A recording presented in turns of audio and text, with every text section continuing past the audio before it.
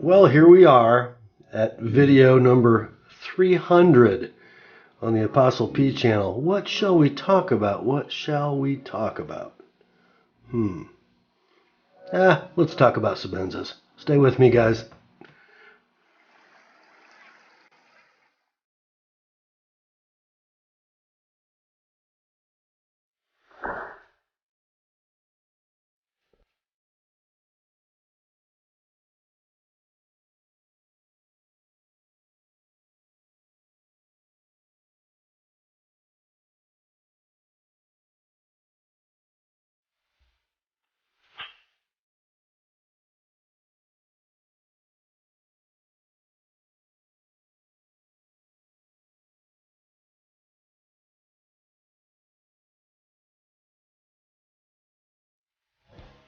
Hi, gang. Rob here. It is the evening of 20 May 2014.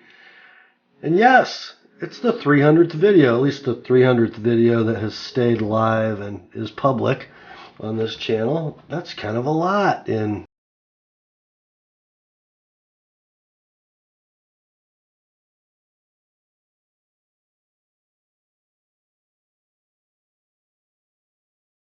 I've got that one kit knife I need to build for you know who you are, and I need to fit it in. So they may be coming a little more sparsely, these videos might, for the next few weeks. But number 300 is a video that I would like to have seen a couple of years ago as I stocked my Grail knife, my first Chris Reeve Sebenza, looking at options and sizes and blade styles and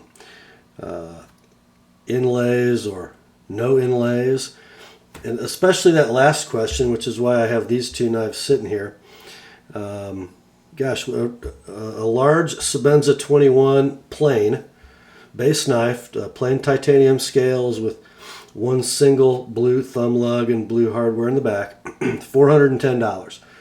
Some retailers you can get it for $410 shipped. Some they charge you shipping. An inlaid Sebenza, whether it's one of the basic woods, the normal woods, or this black micarta inlay, $485. So $75 to get inlays. And is it worth it? Should you get them? Is it a better knife with inlays than it is without? Those are kind of important questions when you're spending over $400 for a knife, I think. And frankly, over the years, as I observed Chris Reeve Sebenzas and looked at them, picked them up in stores and watched reviews online, it took me a long time to actually warm up to the aesthetics of the inlaid Sebenza. One thing I just really couldn't wrap my mind around was the symmetry or lack thereof. It's a split inlay. On the show side or presentation side of the knife, you have two. On the lock side, just one. There is no inlay on the lock bar. Now, obviously, from a function standpoint, it'd be kind of silly to put inlay on the lock bar. It's going to be occluded by the pocket clip. It's not going to help with grip at all. But aesthetically, this difference from this side to this side always bothered me, which, I know that's silly with a frame lock knife. Many frame lock knives are completely different from one side to the other. Over the years, though, it became normal for me to see the inlaid Sebenza 21. And after having bought my first one, this large 21 clip point, as I started purchasing other Chris Reeve knives, lazy deployment. I haven't had it in the pocket for a few days. But anyway, after I had this one for a while and contemplated purchasing more Chris Reeve knives for my collection, for my arsenal, I sort of came around to considering inlaid knives. And obviously I bought one. I haven't made a video dedicated to this guy yet. It's just a left-handed 21 with silver hardware, single lug, and black micarta inlays. This is, by the way, the smoothest, sweetest, freest Sebenza with zero blade play that I've ever seen. I had to tune it a little to get it there, but it's really an amazing example. Anyhow, let's just sort of walk through the differences. You can obviously see the differences, right? I don't think the micarta inlay, don't know about the wood, but I don't think the micarta inlay actually changes the weight of the knife any. It takes up more space. It's proud about 45 thousandths from the titanium, as you can see. But so there's more of it, but it weighs less. So the knife's still 4.7 ounces. Doesn't matter which way you go, inlay or no inlay. It is thicker. 45 thousandths a side times 2. The knife is about 90 thousandths thicker. The thickness of a plain Sebenza handle is about 15/32, so 1/32 less than half an inch, and an inlaid Sebenza is 9/16 thick, so it's about 3/32 thicker. Now I'm just going to pick these knives up in like grips, individually one after another, and I'm going to describe for you what I feel, okay? First, let's look at the saber grip. Now, one thing I've always noticed about my particular Sebenza 21 in a saber grip, my index finger in the choil isn't super comfortable. Even when I go fully forward, sort of into this scallop, like you should for the ergos of this knife to work right, my lock bar just ever so slightly bites my index finger. Now, I've never been able to figure out, as I've compared these two knives, whether it's the fact that the lockup on this knife is pretty early for a Sebenza, it sits at about 35 to 40% usually, or whether, and if you notice, my micarta Seb rides at about 70%. And this knife, I don't know if it's the inlays or if it's the fact that the lock bar engages farther. In fact, I'm sure it is the fact that the lock bar engages farther now that I really do the side-by-side. It's more comfortable in the finger choil. Yeah, sorry, modern frame lock freaks. This is really the way a Reeve integral lock is designed to lock up. Not here. Oh, look at that insane lockup. Oh, it's so early. Oh! Yeah, that's bad, guys. Negative forces on the spine of a blade, if you have lockup in that 5 to 10% range, will just shear the corner of your lock bar off, just so you know. You might look at this knife and think, oh, that's horribly late. Well, it's kind of where Chris Reeve designed it to be. It's not going anywhere. Anyway, so saber grip, choil issue I believe is not inlay related. However, I have all this grip on the fingertip side of the knife.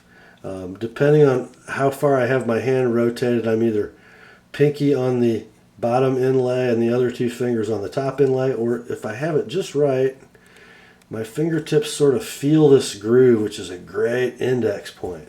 And it's a warm, secure grip. Now let's check out the plain knife. And I'm not going to tell you one's better than the other.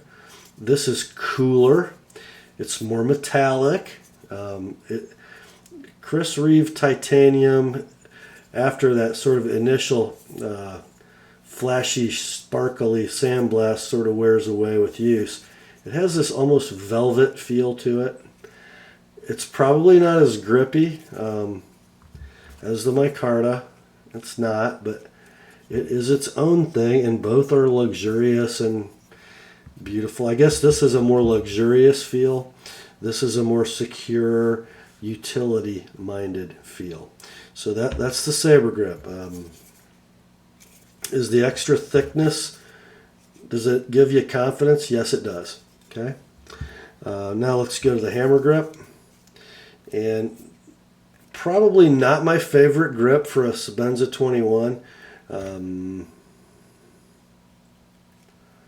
It's not horrible, but it's just not super hand-filling in this area, especially with my arthritic index finger that doesn't bend all the way. But it's not an insecure grip. It's not an uncomfortable grip. It's just not quite all the way there. And let's check out the inlaid knife. And you know what? That little something extra does something, and it's something good. Again, a better grip for utility. Oh, let's look at reverse grip, which for a knife that doesn't seem very tactical, guys, if you've ever held a Sebenza in a reverse grip, you would know, au contraire, mon frere, that in that reverse grip for a fighting knife, it's just amazing the way the butt of that knife is made for your thumb. It's just so good. That's an awesome grip. I do feel the pocket clip just a little. Notice my middle finger rides in that depression, and the end of the clip sort of sticks up between my fingers. It's not uncomfortable, but I feel that it's there. Let's check out the inlaid knife. I can still feel the pocket clip. Again, do I feel I have a little more security? Yes. Is it more comfortable? Don't know. Maybe not. So, bottom line, do I feel like I have a better handle on the inlaid knife than I do on the plain-sided knife? I guess I do, yes. Do I like one better than the other?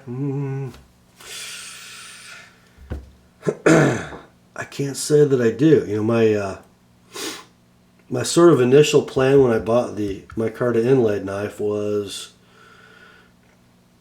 to make it my user, and maybe you know, when this one is a couple years old, send it to Chris Reeve, have the handle reblasted, maybe get a new blue thumb lug, and you know, kind of make it a safe queen. You know, like if you have a business, you frame the first dollar you ever earn. Well, you know, this is the first Sebenza I ever bought. And then I think, wow, that's kind of stupid. Sebenza means work. Well, you're going to make it all brand new and pristine and never use it? Your first Sebenza? That doesn't make sense. So for me, some days I feel like micarta, some days I don't. I'm really glad I have them both. I'm really glad that God has blessed me with this pretty cool hobby and given me skills and time that help me pay for it without being irresponsible. And I'm just glad to be a steward of a couple Sebenzas.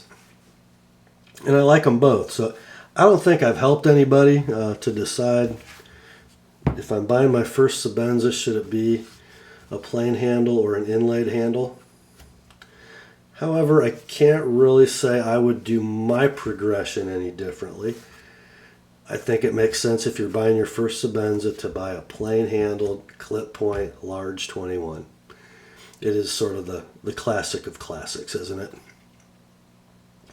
But as you guys will find, as you aspire to the Chris Reeve knife world or any other, you know, higher line knife, you'll find that your first one isn't going to be your last one. I love them both. So hey, guys, thanks for hanging in there with me for 300 videos. God willing, we'll make 300 more, and more than that even. And as long as you guys keep watching, I'll keep making them. And as long as you keep asking me questions and asking for specific content, I'll try to do it.